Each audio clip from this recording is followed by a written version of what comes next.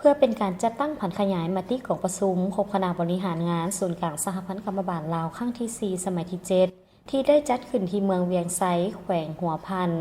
และกักเก็บจัดตั้งดำเนินของประชุมใหญ่3คัน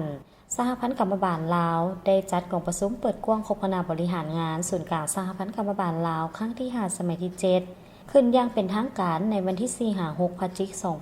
น 2019 อยู่ที่สำนักงานศูนย์กลางสหพันธ์กรรมบาลลาวเป็นประธานโดยทานปริญญาเอกป้านน้อยมณีกรรมการศูนย์กลางพรรคประธานคณะบริหารงานศูนย์กลางสหพันธ์กรรมบาลลาวให้เกียรติเข้าร่วมได้โอ้ล้มโดยทานบุญทองจิตมณี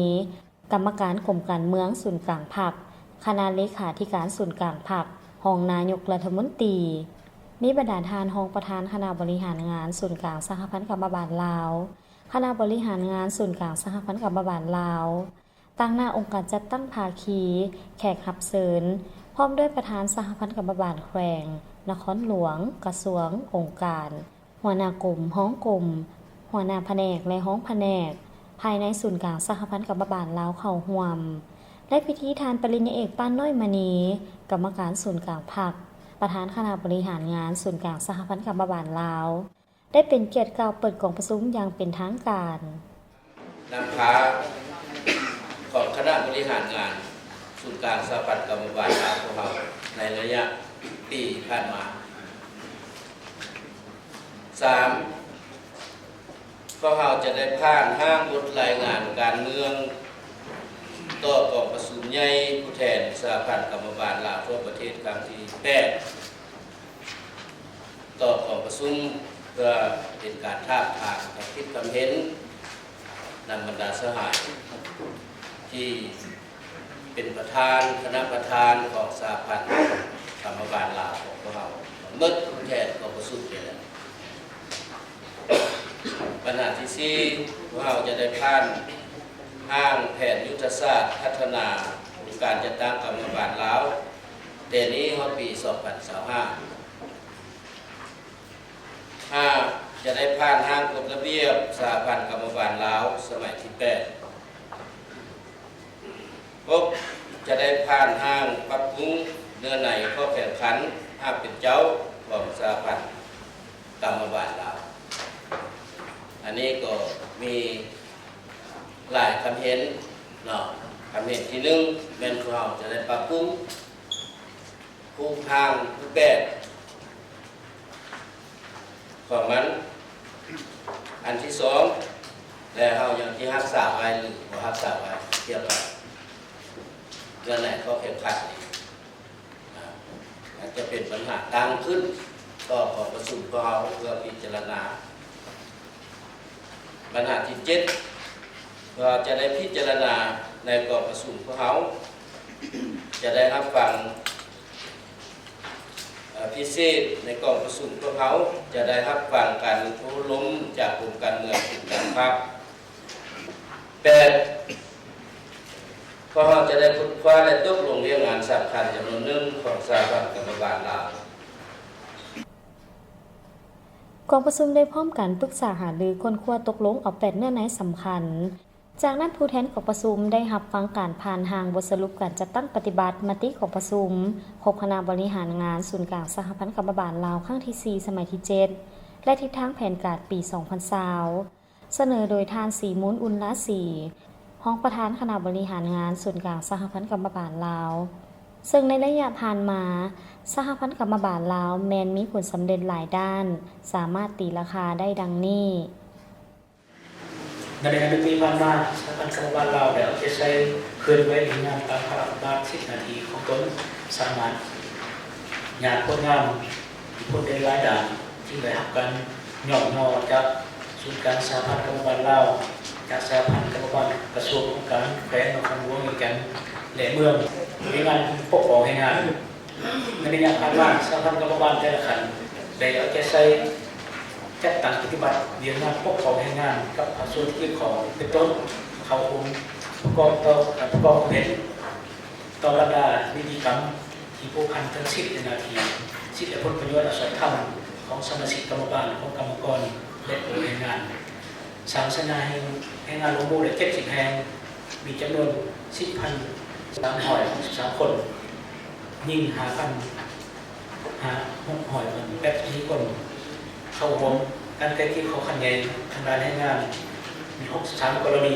แก้ไขได้29กรณีส่วนในกระทรวงอื่นกระทรวงที่เกี่ยวของแก้ได้34กรณีทวงเงินขายให้งานให้กรรมกรจำนวน1ตื่น411ล้าน250,000 กีบในสมทบกับคณะกรรมการ3ฝ่ายเพื่อติดตามผลการและสยุการจัดตั้งปฏิบัติขายให้เงินขั้นต่ำของผู้ให้งาน1,100,000 กีบต่อเดือนต่อคนทั่วประเทศมีผู้ให้งาน 2,414 แห่งมีกรรมกรอาชีพ 338,738 คนยิ่ง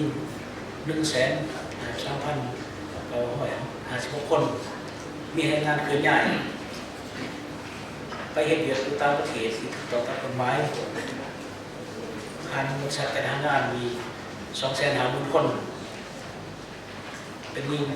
ยิง 1,38,244 คนในสมทบกับภาคส่วนเกี่ยวของสุขภาพต่างๆต่างๆผู้ให้งานผู้มีอาชีพในชาวเกาะภูมิมีจำนวน111 คนยิง84 คนลงโฆษณาเกี่ยวกับความปลอดภัยให้แก่ความปลอดภัยในสถานที่เฮ็ดเวียกใน154 แห่ง ผู้แทนของประชุมได้พร้อมกันประกอบคำคิดคำเห็นใส่หางบทสรุปเพื่อให้แทศมองกับหน้าที่เวียกงานกรรมบาลในแต่ละระยะเป็นต้นแมนเวียกงานศึกษาอบรมการเมืองแนวคิดเวียกงานกองทุนช่วยเหลือซึ่งกันและกันเวียกงานปกป้องสิทธิผลประโยชน์อันชอบธรรม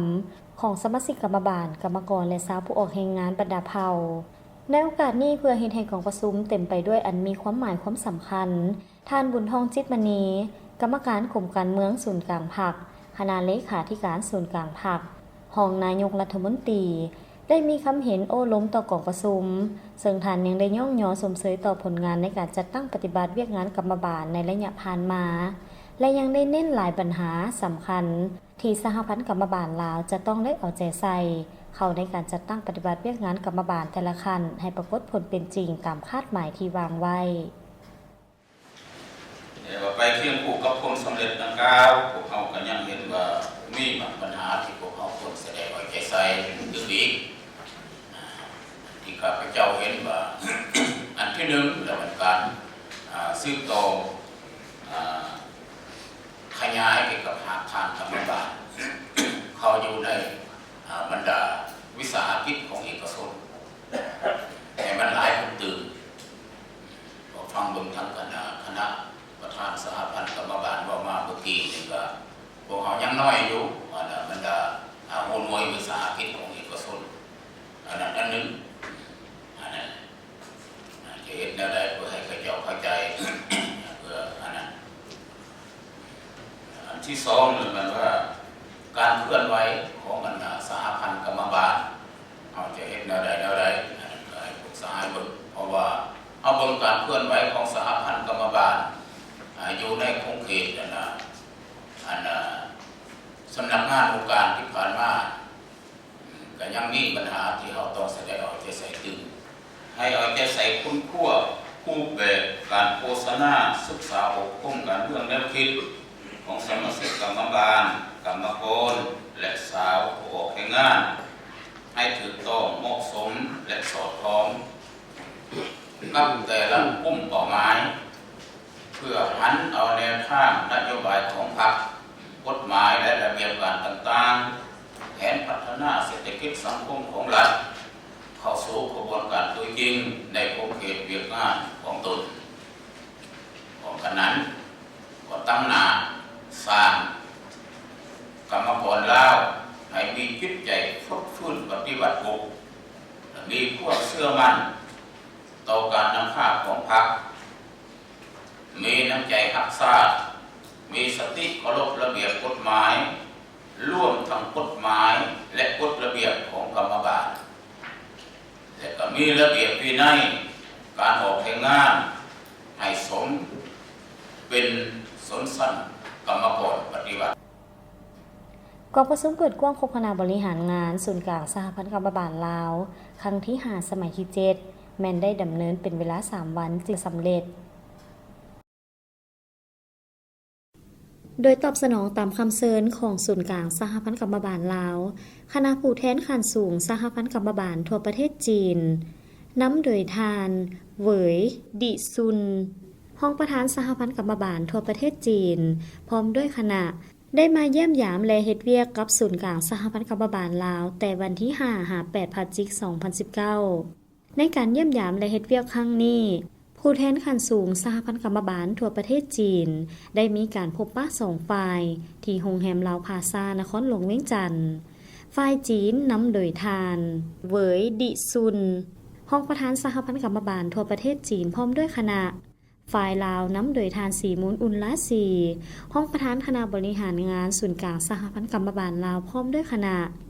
ทั้ง2 ฝ่ายได้แจ้งสภาพการพัฒนาเศรษฐกิจสังคมและการจัดตั้งปฏิบัติเวียกงานกรรมบาลให้การทราบซึ่งศูนย์กลางสหพันธ์กรรมบาลลาวและสหพันธ์กรรมบาลทั่วประเทศจีนได้มีการพัวพันร่วมมือแลกเปลี่ยนบทเรียนซึ่งกันและกันของคณะผู้แทนขั้นสูงได้ให้ทุนช่วยเหลือในการฝึกอบรมเวียกงานกรรมบาลการสร้างบุคลากรภาษาจีนและได้ให้การสนับสนุนซึ่งกันและกันในเวทีภาคพื้นและสากลนอกนี้บรรดาสหพันธ์กรรมบาลแขวงที่มีสายแดนติดจอดกันก็ได้มีการพัวพันร่วมมือแลกเปลี่ยนบทเรียนซึ่งกันและกันตามเงื่อนไขตัวจริงในการพบปะกันครั้งนี้ทั้ง2 ฝ่ายได้พร้อมกันปรึกษาหารือสืบต่อพัวพันร่วมมือซึ่งกันและกันเป็นต้นแมนสืบต่อเยี่ยมยามของคณะผู้แทนขั้นสูงศูนย์กลางสหพันธ์กรรมบาลลาวเป็นปกติแลกเปลี่ยนข้อมูลข่าวสารการเคลื่อนไหวเวียกงานกรรมบาลพร้อมเดียวกันนี้ฝ่ายสหพันธ์กรรมบาลทั่วประเทศจีนก็จะสืบต่อให้การช่วยเหลือในการจัดฝึกอบรมเวียกงานต่างๆการสร้างทรัพยากรมนุษย์ระยะสั้นและระยะยาวพร้อมนี้ก็จะให้การช่วยเหลือทางด้านอุปกรณ์หับใช้เวียกงานกรรมบาลจำนวนหนึ่งในโอกาสเยี่ยมยามและเฮ็ดเวียกอยู่สาธารณรัฐประชาธิปไตยประชาชนลาวคณะผู้แทนขั้นสูงยังได้ไปเบิ่งโครงการก่อสร้างทางรถไฟความไว้สูงเที่ยวชมสถานที่ท่องเที่ยวทางประวัติศาสตร์และวัฒนธรรมจำนวนหนึ่งอยู่นครหลวงเวียงจันทน์และแขวงหลวงพระบาง